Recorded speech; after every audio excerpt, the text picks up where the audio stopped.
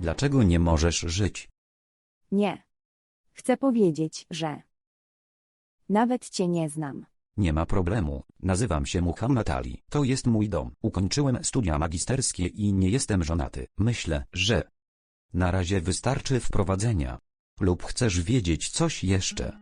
Słuchaj, nie powinieneś się martwić i iść do śpi bez zmartwień. Porozmawiamy rano.